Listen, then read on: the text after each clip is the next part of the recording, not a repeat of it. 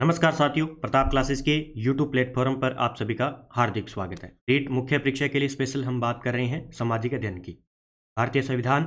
और आज विशेष चर्चा करें तो 26 नवंबर है और इस 26 नवंबर को भारतीय संविधान दिवस के रूप में मनाया जाता है। और आप सभी को भारतीय संविधान दिवस की हार्दिक शुभकामनाएं।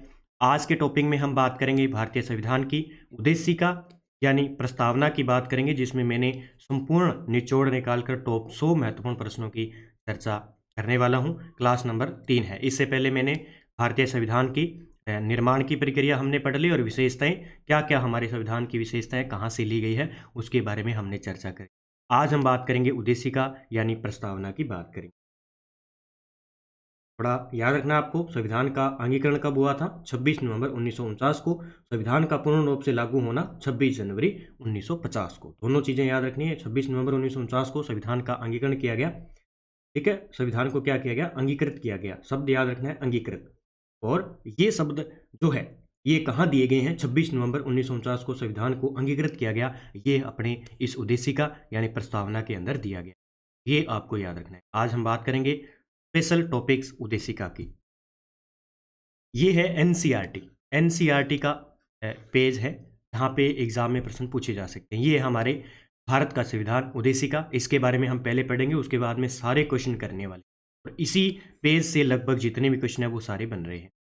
देखिए, हम भारत के लोग भारत को एक संपूर्ण प्रभुत्व संपन्न, समाजवादी, पथ निरपेक्ष, लोकतंत्रात्मक गणराज्य बनाने के लिए तथा उसके समस्त नागरिकों को सामाजिक, आर्थिक और राजनीतिक न्याय, विचार, अभिव्यक्ति, विश्वास, धर्म और उपासना की स्वतंत्रता, प्रतिष्ठा और अवसर की क्षमता प्राप्त कराने के लिए तथा उन सब में व्यक्ति की गरिमा और राष्ट्र की एकता और अखंडता सुनिश्चित करने वाली बंधुता बढ़ाने के लिए दृढ़ संकल्प होकर अपनी संविधान सभा में आज तारीख 26 नवंबर 1949 ईस्वी को मिति मार्गशीर्ष शुक्ला सप्तमी संवत 2006 विक्रमी को अदालत द्वारा इस संविधान को अंगीकृत और अधिनियमित और आत्मर्पित कर।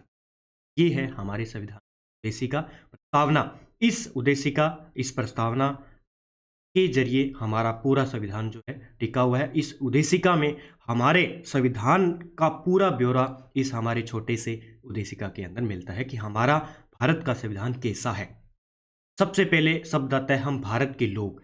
हम भारत के लोग की बात करें, भारत के संविधान का निर्माण और अधिनियमन भारत के लोगों ने अपने प्रतिनिधियों के माध्यम से किया, न कि इसे किसी राजा या बाहरी आदेशों ने दिया है। ये मतलब होता है हम भारत के लोग का। दूसरा शब्द है यहाँ पे प्रभुत्व संपन्न। लोगों को प्रभुत्व संपन्न मतलब लोगों को अपने से जुड़े हर मामले में फैसला करने का सर्वोच्च अधिकार है। कोई भी बाहरी शक्ति भारत की सरकार को आदेश नहीं दे सकती है। इस प्रभुत्व संपन्न शब्द का अर्थ है और यहाँ से प्रश्न बनते हैं। फिर समाजवादी क्या है? समाज में संपदा सामूहिक रूप से पैदा होती है और समाज में उसका बंटवारा समानता के साथ होना चाहिए। सरकार जमीन और उद्योग धंधों की हकदारी से जुड़े कायदे कानून इस तरह बनाए कि सामाजिक आर्थिक असमानताएं इससे कम हो। समाजवादी का ये अर्थ होता है। आगे शब्द है हमारे पास पथ निरपेक्ष। पथ निरपेक्ष नागरिकों को किसी भी धर्म को मानने की पूरी स्वतंत्रता है, लेकिन कोई धर्म आधिकारिक नहीं है। सरकार धर्म, धार्मिक मान्यताओं और अवधारणाओं को सम्मान देती है। ठीक है, पथ निरपेक्ष का ये है मतलब ये है कि कोई भी नागरिक है, कोई ऐसा जरूरी नहीं है कि हिंदू है तो सारे जितने भी भारत के अंदर है वो हिंदू धर्म ही अपनाएंगे, ऐसा बिल्कुल हमारे भारत के अंदर नहीं है। ये है पथ निरपेक्ष का। उसके बाद में लोकतंत्रात्मक शब्द ये रहा, सरकार का ऐसा स्वरूप जिसमें लोगों को सम्मान, राजनीति अधिकार प्राप्त रहते हैं। लोग अपने शासन का चुनाव करते हैं और उसे जवाबदेह बनाते हैं। यह सरकार कुछ बुनियादी नियमों के अनुरूप चलती है, यानी लोकतंत्र जनता द्वारा बनाई गई सरकार को लोकतंत्र। फिर हमारे पास शब्द है गणराज्य। शब्द क्या है? गणराज्य शासन का प्रमुख लोगों द्वारा चुना हुआ व्यक्ति, न कि किसी वंश या खानदान का। गणराज्य का मतलब है कि शासन ऐसा कि लोगों द्वारा चुना गया हो, जनता द्वारा चुना गया हो, वो क्या होगा? गणराज्य। गण यानी जनता और राज्य जनता द्वारा चुना गया राज्य, ठीक है। न कि वंश वृद्धि है जैसे पहले चलती थी मुगलों के अंदर, उसके बाद में उत्तराधिकारी बन गया फिर उत्तराधिकारी, नहीं, ऐसा नहीं है। जनता जो चाहेगी उसे चुनेगी। अगला, फिर यहाँ पे सामाजिक, आर्थिक और राजनीतिक न्याय, 3 प्रकार की न्याय है, सामाजिक, आर्थिक और न्याय की, ठीक है। न्याय का मतलब है नागरिकों के साथ उनकी जाति, धर्म और लिंग के आधार पर भेदभाव नहीं किया जाएगा, ठीक है, न सामाजिक, न आर्थिक रूप से, न राजनीतिक रूप से। फिर स्वतंत्रता, 5 प्रकार की स्वतंत्रता है, विचार करने की है, अभिव्यक्त करने की है, विश्वास की है, धर्म की है और उपासना की। ये 5 प्रकार की आपको स्वतंत्रता याद रखनी है।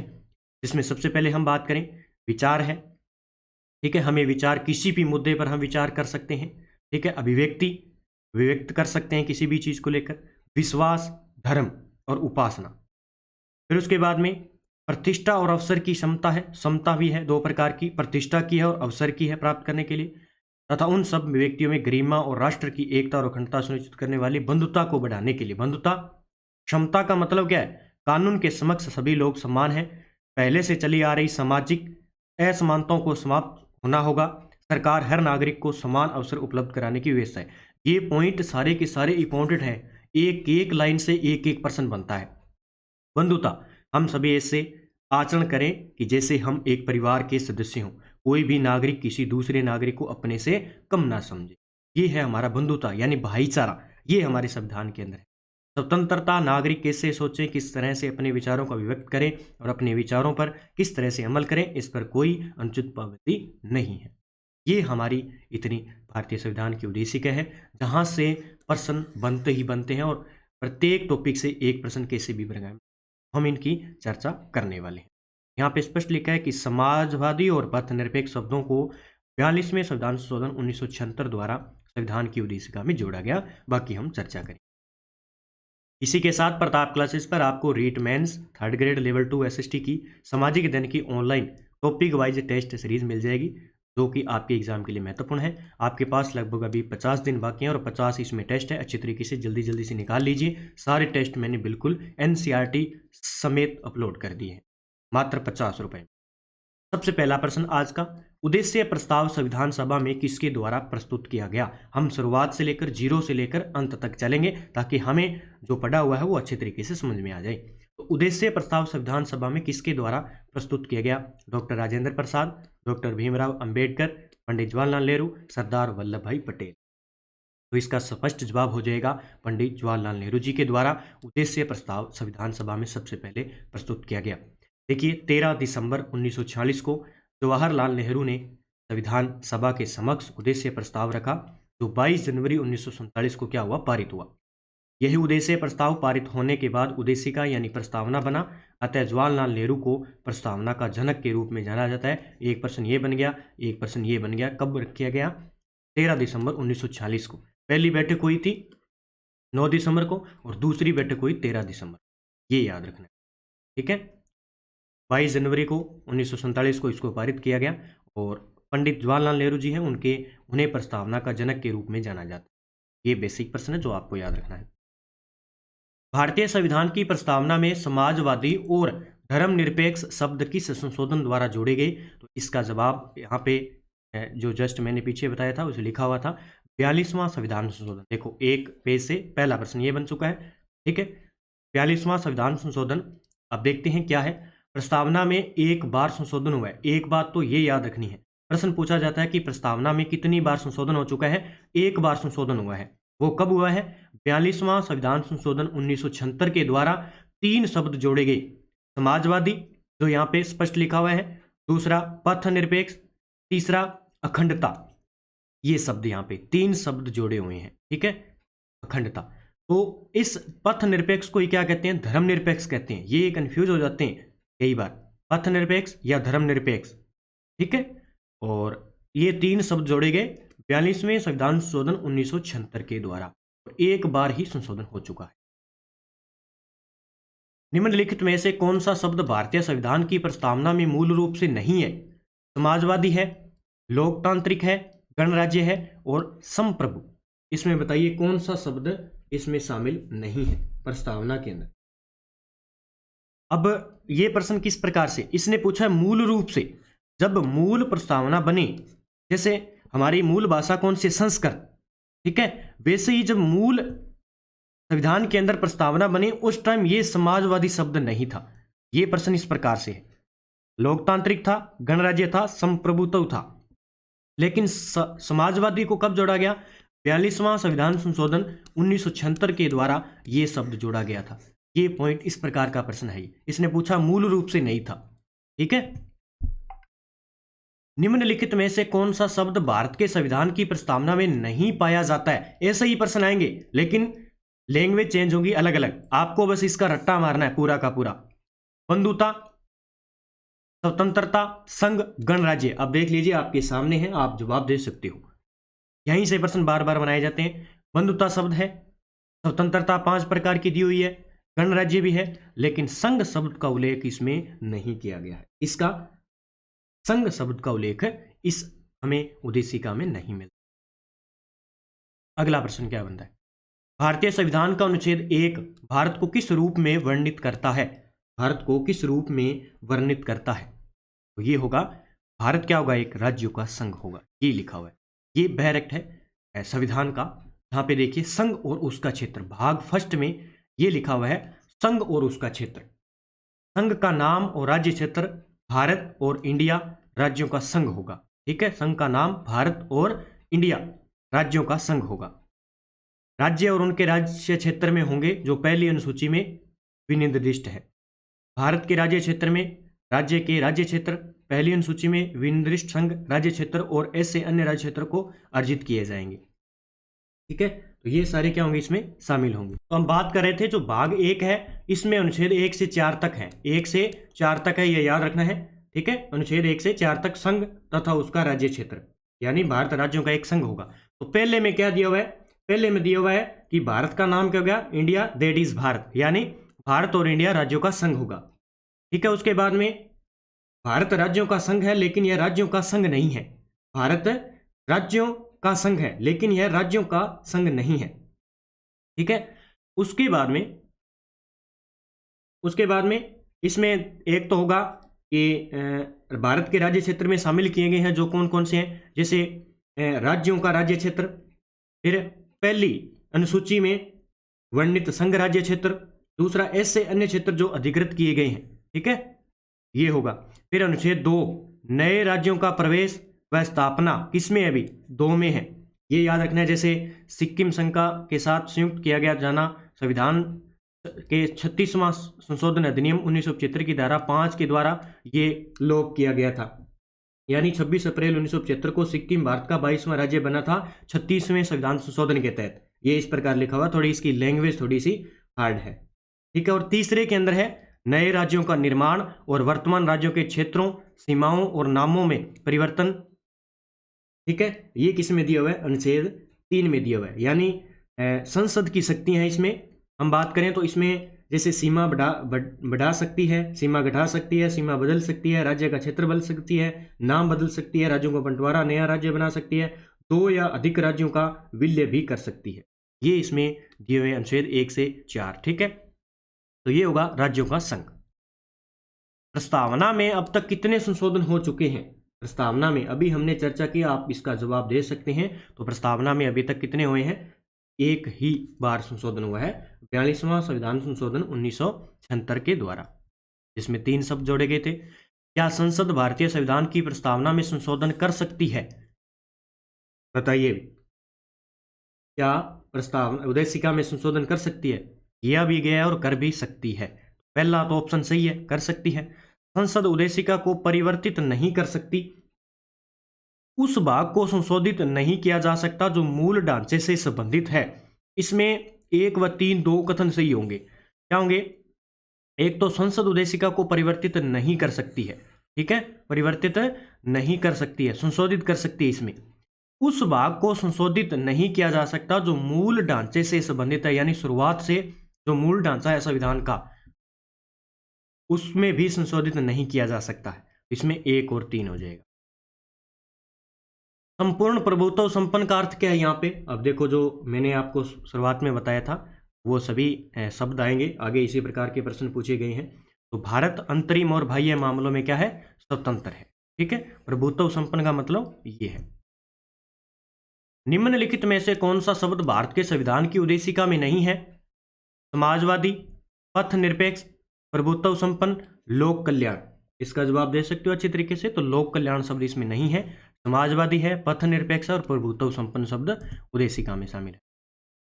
प्रस्तावना से संबंधित निम्नलिखित में से कौन से कथन गलत है? नीचे दिए गए कोट को सही उत्तर चयन कीजिए। सज्जन सिंह मामले में सुप्रीम कोर्ट ने माना कि प्रस्तावना संविधान निर्माताओं के दिमाग की कुंजी है। ये कुछ परिभाषाएं हैं जो इस प्रस्तावना से संबंधित है, हम चर्चा करेंगे। बेरुबारी मामले में सुप्रीम कोर्ट ने कहा कि प्रस्तावना में गहन विचार विमर्श की छाप थी, टिकता से चिन्हित थी और संविधान के निर्माताओं ने इसे महत्व दिया था। गोलकनाथ मामले में यह देखा गया कि प्रस्तावना संविधान की आत्मा और शाश्वत और अपरिवर्तनीय थी। केशवानंद भारती मामले में न्यायालय ने कहा कि प्रस्तावना न केवल संविधान का बहुत बड़ा हिस्सा है बल्कि अत्यंत महत्वपूर्ण है और संविधान को प्रस्तावना में व्यक्त भव्य और महान दृष्टि के प्रकाश में पढ़ा और व्याख्या नहीं किया जा सकता। ये कुछ मामले भी हैं जो प्रस्तावना से संबंधित हैं। और इसके जवाब की हम बात करें तो इसका आंसर होगा ए। एक सज्जन सिंह का कोई मामला नहीं था, ये गलत हो जाएगा, और बी नंबर गलत हो जाएगा। ठीक है, ए और बी दोनों कथन गलत हो जाएंगे, सी सही है और डी बिल्कुल सही है। ठीक है, तो इसका आंसर क्या हो जाएगा? ए और बी दोनों गलत है, ए और बी दोनों गलत है। अब देखते हैं क्या है ये। देखिए, बेरुबारीवाद 1960, ये याद रखना है आपको, बेरुबारीवाद 1960। इसके बारे में देखो इसने क्या कहा प्रस्तावना के बारे में, डेट भी याद रखनी है, 14 मार्च 1960 को। बेरुबारीवाद 1960 में सुप्रीम कोर्ट ने कहा प्रस्तावना संविधान का भाग नहीं है। ये पॉइंट बहुत बार पूछा जाता है, प्रश्न आता है कि किस वाद में सुप्रीम कोर्ट ने कहा कि प्रस्तावना क्या है? संविधान का भाग नहीं है। प्रस्तावना संविधान का परिवर्तनीय भाग नहीं है, ये भी याद रख लेना। ठीक है, प्रस्तावना केवल मार्गदर्शक सिद्धांत है, ये भी प्रश्न आता है। किस वाद के अनुसार प्रस्तावना केवल मार्गदर्शक सिद्धांत है? प्रस्तावना संविधान की व्याख्या में सहायता करती है। प्रस्तावना के आधार पर किसी अनुच्छेद को रद्द नहीं किया जा सकता। प्रस्तावना संविधान की कुंजी है, ये भी प्रश्न बनता है। बेरुबारीवाद के अनुसार प्रस्तावना में संशोधन नहीं किया जा सकता, बाद में 1973 में संशोधन संभव माना गया। तो ये पॉइंट भी याद रखना है, 1 और 2 और 3, 4, ये 5 पॉइंट इस बेरुबारीवाद से संबंधित याद रखना है 14 मार्च 1960 को। ठीक है, तो ये पॉइंट थोड़े आपको याद रखना है। इसने प्रस्तावना के बारे में ये कहा है कि एक तो प्रस्तावना संविधान का भाग नहीं है, ठीक है, जब इसने कहा। दूसरा, संविधान का परिवर्तनीय भाग नहीं है, ये मार्गदर्शक सिद्धांत है केवल प्रस्तावना, संविधान की कुंजी है ये। ठीक है, तो इस प्रकार के हैं। फिर दूसरा, गोलकनाथ बनाम पंजाब सरकार वाद है 1967, ये भी एक कुछ प्रस्तावना से संबंधित वाद है। ठीक है, इसमें टोटल 11 न्यायाधीशों की बेंच ने निर्णय दिया। यह अब तक की दूसरी सबसे बड़ी बेंच थी। बेंच के अध्यक्ष तत्कालीन मुख्य न्यायाधीश के सुब्बा राव थे। ये प्रश्न पूछे जाते हैं। इस बेंच ने 27 फरवरी 1967 को निर्णय दिया। इस वाद में न्यायमूर्ति हिदायतुल्ला ने उद्देशिका को संविधान की आत्मा कहा। ये पॉइंट इंपॉर्टेंट हो जाता है। इस वाद में न्यायमूर्ति हिदायतुल्ला ने उद्देशिका को संविधान की आत्मा कहा है, ये प्रश्न बन सकता है। तो गोलकनाथ बनाम पंजाब सरकार वाद 1967 का।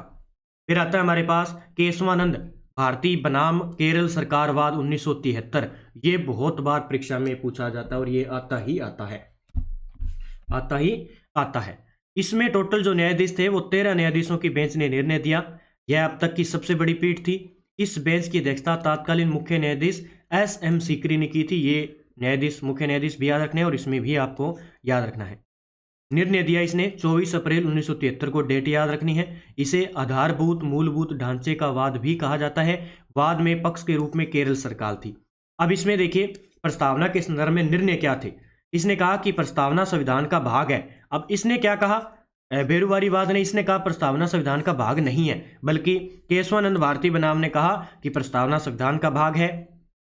प्रस्तावना में संशोधन किया जा सकता है किंतु उसकी मूल संरचना में संशोधन नहीं किया जा सकता। प्रस्तावना वाद योग्य नहीं है, यानी हम इस पर वाद नहीं कर सकते।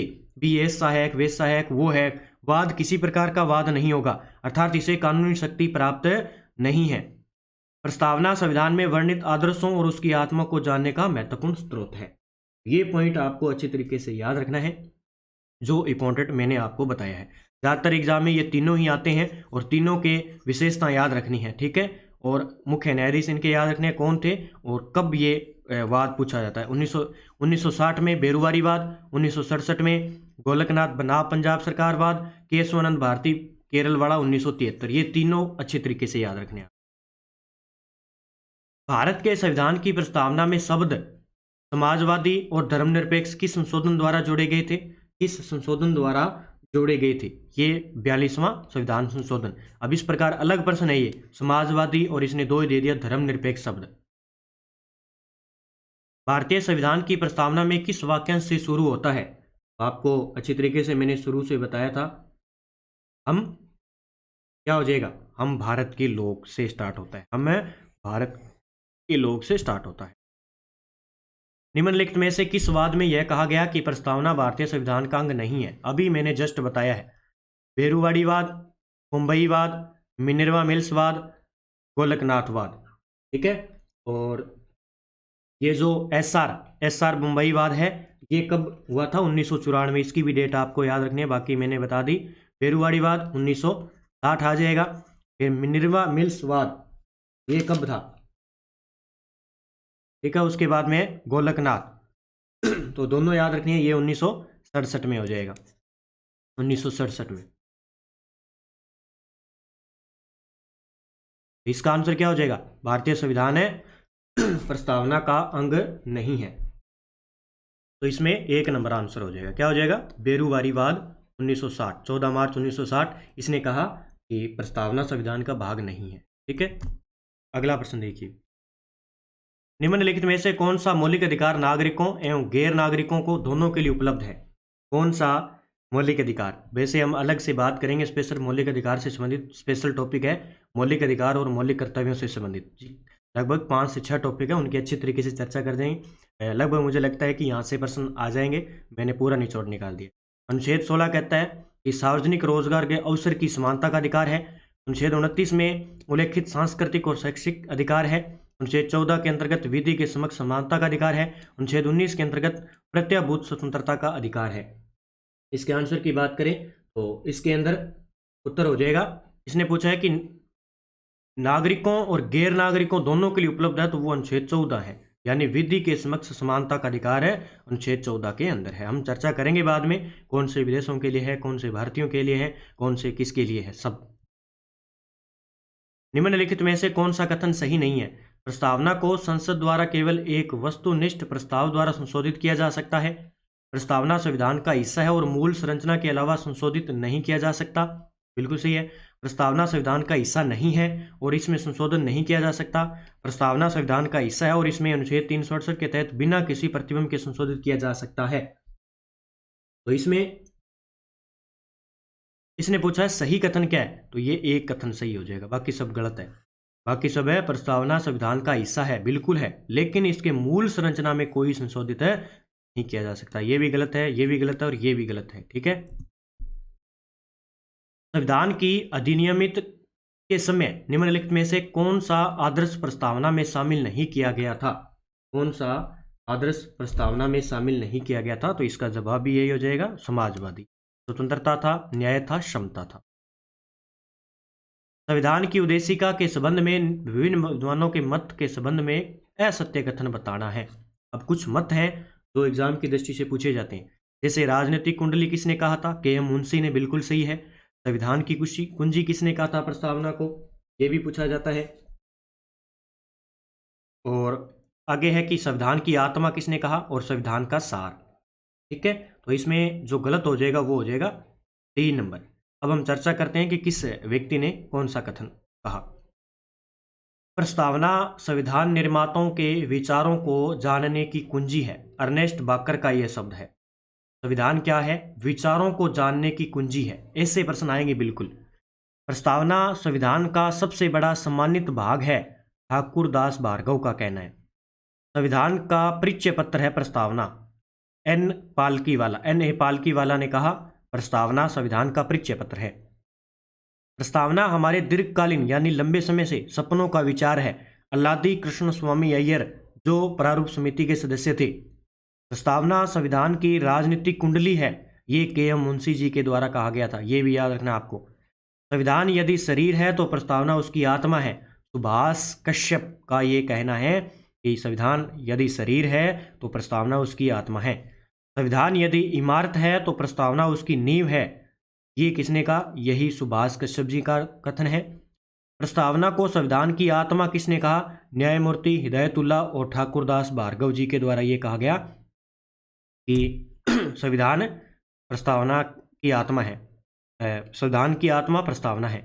प्रस्तावना उत्कृष्ट गद्य काव्य है जो परिपूर्णता की तस्वीर है, ये भी ठाकुरदास भार्गव के द्वारा। प्रस्तावना सदन के प्रत्येक सदस्य की इच्छा को समेटती है कि इस संविधान की जड़ें, इसकी अभिष्टता, इसकी प्रभुता सत्ता जनता साधारण में निहित है, ये डॉक्टर भीमराव अम्बेडकर जी का कथन। तो ये इंपॉर्टेंट कथन है जो एग्जाम की दृष्टि से महत्वपूर्ण है। बस आपको अच्छे तरीके से एक बार ध्यान देकर पढ़ना होगा।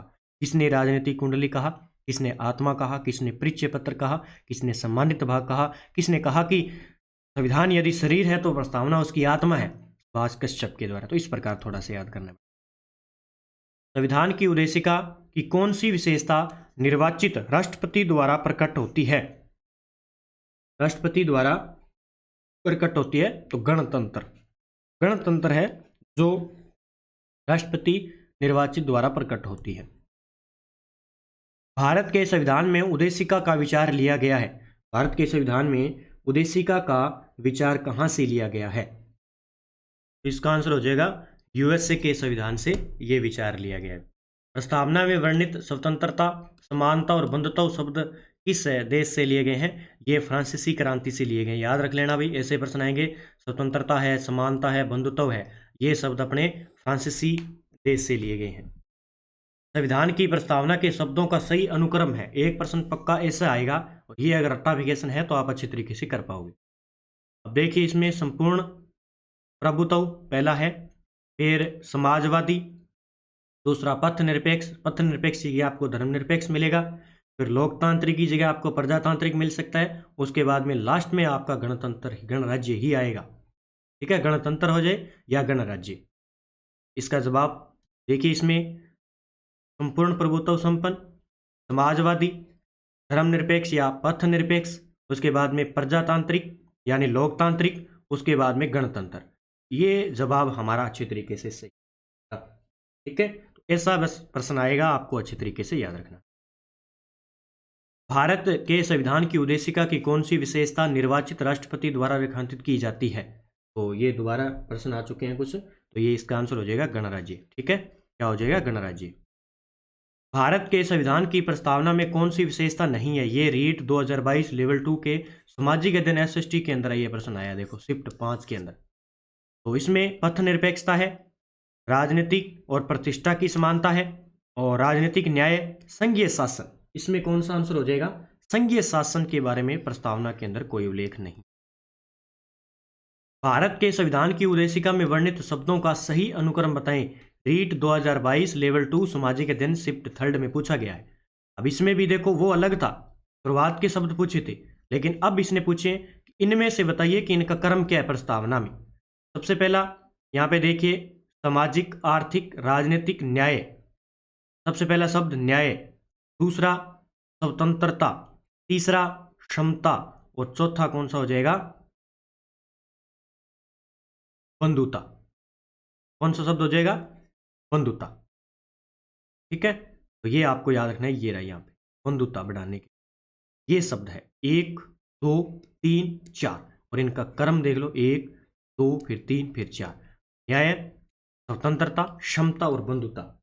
ठीक है, इसका जवाब आप दे सकते हो अच्छी तरीके। भारत के संविधान की उद्देशिका में कौन सा शब्द सही नहीं दिया गया है? ये भी रीट में पूछा गया, सेकंड में शिफ्ट में। विश्वास, धर्म, उपासना, भाषा। तो इसका कोई उल्लेख नहीं है। विश्वास का है, धर्म का है, उपासना का है।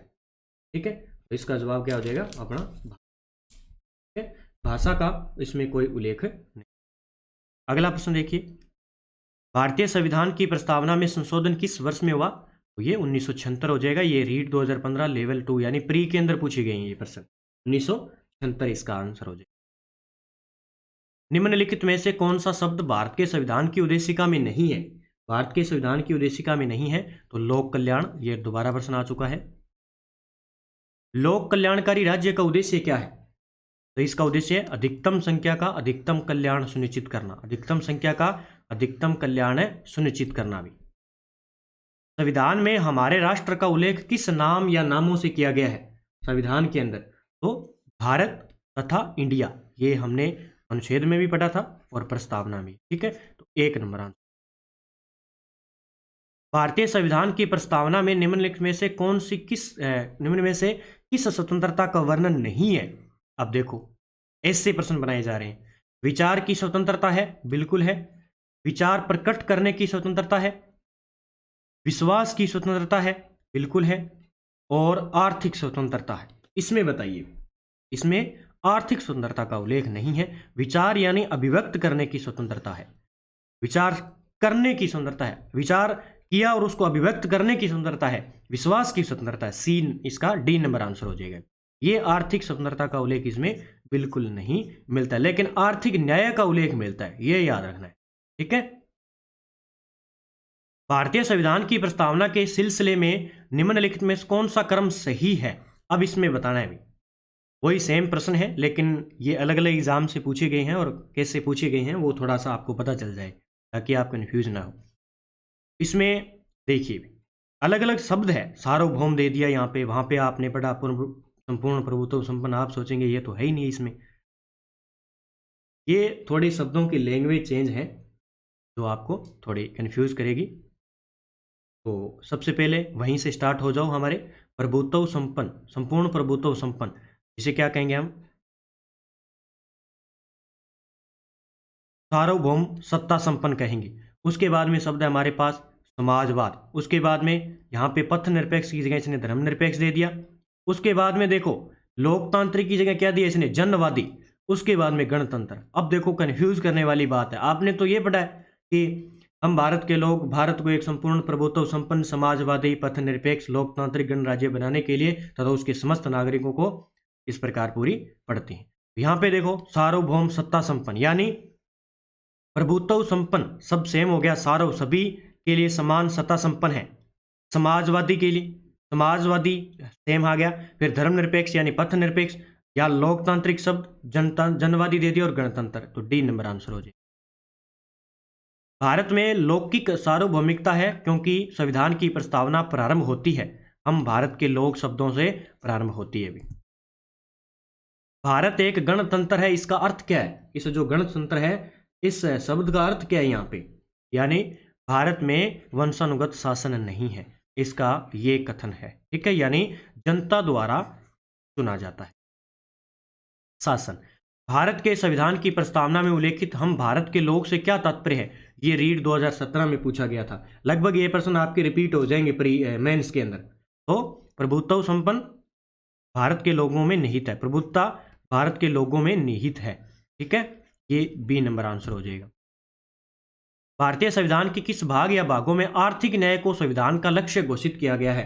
3 प्रकार की न्याय दी गई, जिसमें हम बात करें तो आर्थिक न्याय को संविधान का लक्ष्य घोषित किया गया है। तो इसका आंसर होगा प्रस्तावना और नीति निर्देशक सिद्धांतों में, क्योंकि प्रस्तावना में सामाजिक, आर्थिक और राजनीतिक न्याय की बात की गई है, जबकि हम बात करें नीति निर्देशक सिद्धांत में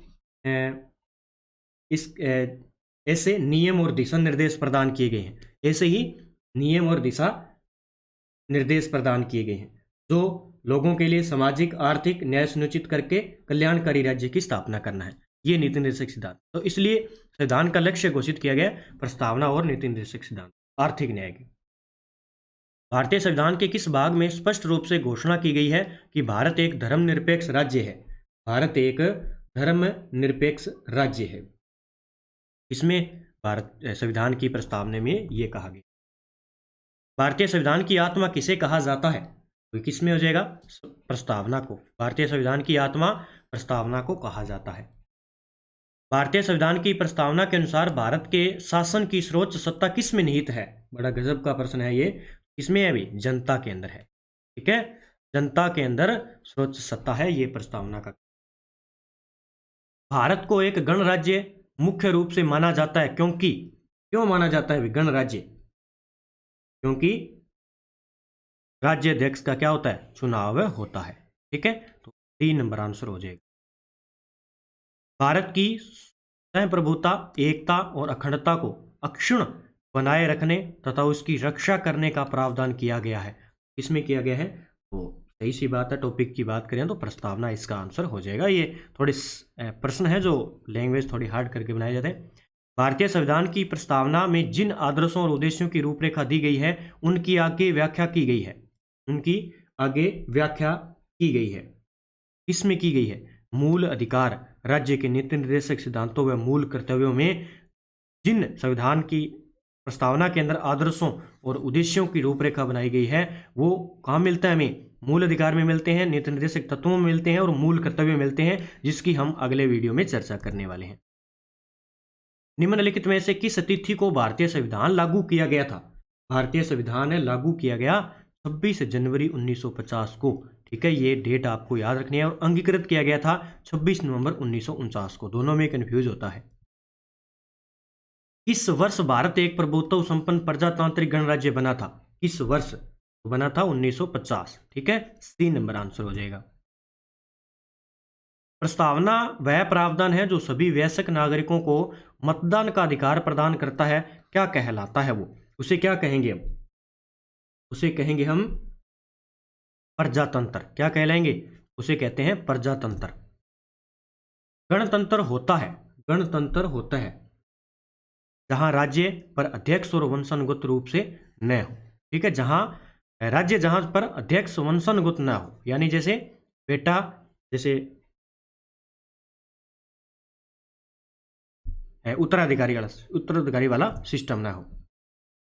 भारत एक धर्मनिरपेक्ष राज्य है, इसका मतलब है कि भारत राज्य धर्मनिरपेक्ष राज्य है। इसका मतलब है कि भारत राज्य किसी निश्चित धर्म का समर्थन नहीं करता है। ये अलग अलग प्रश्न है, लेकिन अलग अलग लैंग्वेज से किस प्रकार पूछे गए हैं वो आपको याद रखने हैं। संविधान की प्रस्तावना में भारत को कहा गया है, भारत को क्या कहा गया है? भारत को कहा गया है भी सर्वसत्ताधारी, समाजवादी, धर्मनिरपेक्ष यानी पथ निरपेक्ष, लोकतांत्रिक गणराज्य, ठीक है। ये क्रम बार बार हमने याद कर लिए है। संविधान के प्रस्तावना की कानूनी वैधानिक प्रकृति क्या है? कानूनी वैधानिक प्रवृत्ति क्या है? सबसे पहले ये परिवर्तनीय है, दूसरा यह परिवर्तनीय नहीं है, तीसरा इसे विशेष परिस्थितियों में लागू किया जा सकता है, इनमें से कोई नहीं। तो कानूनी वैधानिक प्रकृति क्या है? यह परिवर्तनीय नहीं है, ठीक है। तो बी नंबर इसका आंसर हो जाए। अगला प्रश्न देखिए, जनवरी 1950 को भारत की वास्तविक संवैधानिक स्थिति क्या थी? वास्तविक संवैधानिक स्थिति क्या थी? तो संपूर्ण प्रभुत्व संपन्न लोकतांत्रिक गणराज्य, बी नंबर आंसर हो जाएगा। संविधान के भारत के संविधान की उद्देशिका, भारत के संविधान की उद्देशिका संविधान का भाग है किंतु इसके अन्य भागों से स्वतंत्र होकर उसका कोई विधिक प्रभाव नहीं है, तो डी नंबर आंसर हो जाएगा। भारत के संविधान के निर्माताओं का मत निम्नलिखित में से किसमें प्रतिबिंबित होता है? भारत के संविधान के निर्माताओं का मत निम्नलिखित में से किसमें प्रतिबिंब होता है? तो इसका आंसर क्या हो जाएगा हमारा? उद्देशिका, 1 नंबर आंसर हो जाएगा, ठीक है। अगला प्रश्न, भारत के संविधान की उद्देशिका में किस स्वतंत्रता का वर्णन नहीं है? विचार का है, विश्वास का है, उपासना का है, लेकिन नैतिकता का कोई प्रकार की स्वतंत्रता नहीं है। तो इसका आंसर क्या होगा हमारा? बी नंबर आंसर हो जाएगा, ठीक है। ये यानी सी नंबर, नैतिकता का कोई उल्लेख है नहीं है हमारे स्वतंत्रता के अंदर। यह उद्देशिका उत्कृष्ट गद्य काव्य है, यह परिपूर्णता की तस्वीर है, यह कथन किसका है? बड़े गजब के प्रश्न है, ये नए प्रश्न है सारे के सारे। ये कथन है व्यक्ति का कि उसने कहा कि उत्कृष्ट गद्य काव्य है उद्देशिका, काव्य को कहा, प्रस्तावना को, कि उत्कृष्ट गद्य काव्य है, यह परिपूर्णता की तस्वीर है, यह कथन किसका है? तो ये कथन है पंडित ठाकुरदास भार्गव का, ठीक है, जो मैंने पहले आपको बताया है। भारतीय संविधान की उद्देशिका के संबंध में निम्नलिखित में से कौन से दो अभिकथन सही है? कौन से दो अभिकथन बिल्कुल सही है? सबसे पहले न्याय, सामाजिक, आर्थिक और राजनीतिक की है 3 प्रकार की। फिर हम बात करें यहाँ पे स्वतंत्रता की बात करें, विचार की स्वतंत्रता है, अभिव्यक्ति की है, विश्वास की है, आस्था और पूजा की स्वतंत्रता है। ठीक है, अब देखो कैसे पूछा गया है। और ये नहीं है व्यक्ति की प्रतिष्ठा, सम्मान का आश्वासन देते हुए भाईचारा। ठीक है, तो इसमें 1 और 2 बिल्कुल सही आंसर हो जाएंगे। ठीक है, 1 और 2 सही हो जाएंगे। किस केस में यह निर्णय दिया गया कि उद्देशिका संविधान का भाग नहीं है? ऐसे प्रश्न आएंगे प्रस्तावना से जो भी वाद हुए हैं। तो किस केस में यह कहा गया प्रस्तावना संविधान का भाग नहीं है? तो बेरुवारी वाद के अंदर। ठीक है, बेरुवारी वाद 1960 वाला, और केशवानंद भारती केस के अंदर 1973 वाला, उसमें कहा गया प्रस्तावना संविधान का भाग है। ठीक है, इसमें तो बताया गया कि भाग है, लेकिन इसने कहा प्रस्तावना संविधान का भाग है। भारत के संविधान की प्रस्तावना के संदर्भ में हम भारत के लोग हैं की सही व्याख्या क्या है? सही व्याख्या क्या है? हम भारत में निवास करते हैं। संविधान की शक्ति का स्रोत भारत की जनता है। प्रभुत्व शक्ति जनता में निहित है। इस संविधान का निर्माण अंग्रेजों ने नहीं किया। तो इसमें एक तो हो जाएगा संविधान की शक्ति का स्रोत किस में है? भारत की जनता में है। इसमें सही व्याख्या करनी है।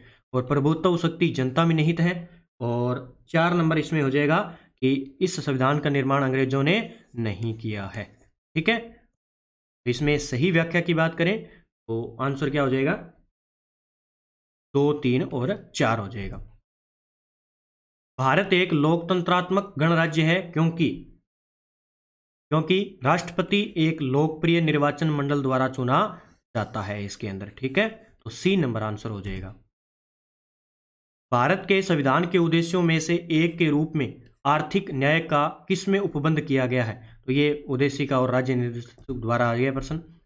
निम्नलिखित में से कौन सा एक भारतीय संविधान के उद्देश्यों को प्रतिबिंबित करता है? कौन एक प्रतिबिंबित करता है? ये भी प्रश्न दोबारा रिपीट हो चुका है। तो ये अलग अलग परीक्षा में क्वेश्चन रिपीट हुए, इसलिए मैंने लेके आया हूँ ताकि आप अच्छे तरीके से इनको पढ़ पाओ। तो संविधान की प्रस्तावना के अंदर निम्नलिखित में से किसने भारतीय संविधान की प्रस्तावना को हमारे प्रभु प्रजातांत्रिक गणतंत्र की जन्म कुंडली कहा है? ये बड़ा गजब का प्रश्न है। के.एम. मुंशी ने। कुंडली याद रखनी है, के.एम. मुंशी जी ने कहा था प्रस्तावना को, बस इतना याद रख लेना। भारतीय संविधान की प्रस्तावना में उदारता, समानता तथा भाईचारे के आदर्श प्रतिष्ठापित हैं। इसकी प्रेरणा मुख्य किससे मिली है? किस देश से मिली है?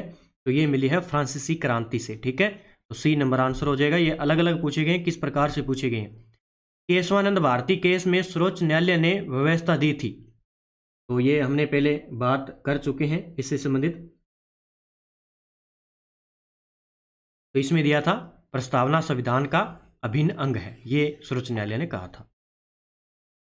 निम्न में से कौन सा शब्द संविधान की प्रस्तावना में नहीं है? न्याय है, बंधुत्व है और व्यक्ति की गरिमा है। लेकिन यहाँ पे एक शब्द है जनता। जनता का कोई उल्लेख नहीं है। संविधान की उद्देशिका के संबंध में निम्न कथनों पर विचार करिए और दिए गए कूट की सहायता से बताइए कि इनमें से कौन सही है। इनमें से कौन सा सही है?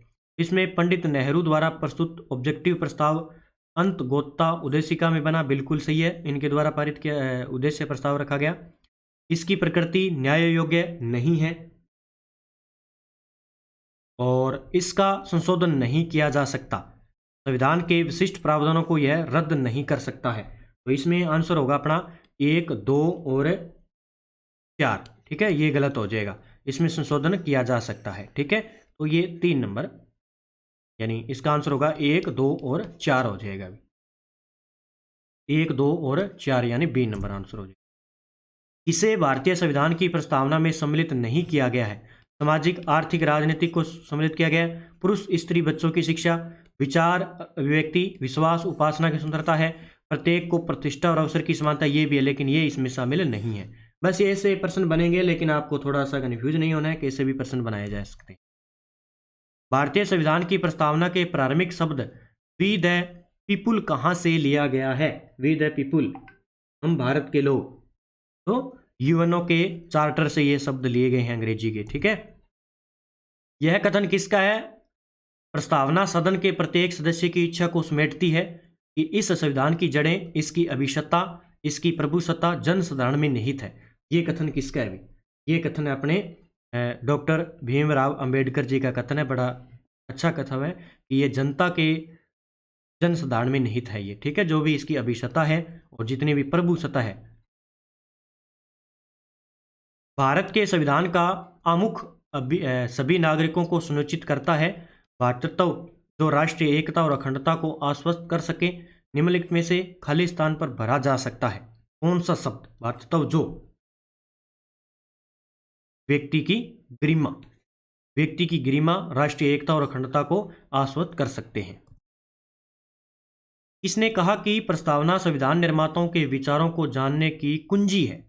जानने की कुंजी है। ये किसने कहा था? ये है अर्नेस्ट बाकर का कथन है, ठीक है। सी नंबर आंसर हो जाएगा, अर्नेस्ट बाकर का। इसने कहा संविधान की प्रस्तावना हमारे दीर्घकालीन सपनों का विचार है। जो हमने सबसे पहले शुरुआत में पढ़ा, उनके प्रश्न इस प्रकार बन रहे हैं। तो सर अल्लादी कृष्णा स्वामी अय्यर के द्वारा कहा गया कि हमारे दीर्घकालीन सपनों का विचार है प्रस्तावना, ठीक है। प्रस्तावना के संबंध में असत्य कथन बताना है। प्रस्तावना वाद योग्य नहीं है, वाद योग्य है। प्रस्तावना संविधान का भाग है, बिल्कुल है। प्रस्तावना संविधान के अस्पष्ट बिंदुओं को समझने में सहायक है। प्रस्तावना में व्यक्ति, लोग, नागरिकों, जनता शब्द का उल्लेख मिलता है, तो ये गलत हो जाएगा, इसका कोई उल्लेख नहीं मिलता है। प्रस्तावना की अंतिम पंक्ति में उल्लेखित शब्दों का सही क्रम है आत्मार्पित, अंगीकृत, अधिनियमित। अब बताना है कि सही क्रम क्या है इसका। इसका सही क्रम है सबसे पहले अंगीकृत, ठीक है। उसके बाद में दूसरा शब्द क्या है प्रस्तावना में? दूसरा शब्द है अधिनियमित, फिर आत्मनिर्भर, ठीक है। यानी इसका आंसर क्या हो जाएगा? 2 3 1, 2 3 1 इसका आंसर हो जाएगा। भारतीय प्रस्तावना पर निम्न में से किसका प्रभाव देखने को मिलता है? सबसे ज़्यादा प्रभाव हम बात करें तो वो मिलता है अपने अमेरिका का मिलता है, ऑस्ट्रेलिया का भी मिलता है, रूसी क्रांति का मिलता है और फ्रांसीसी क्रांति का। और ये बड़ा गजब का प्रश्न है, ठीक है। तो इसमें डी नंबर आंसर सही हो जाएगा, डी नंबर।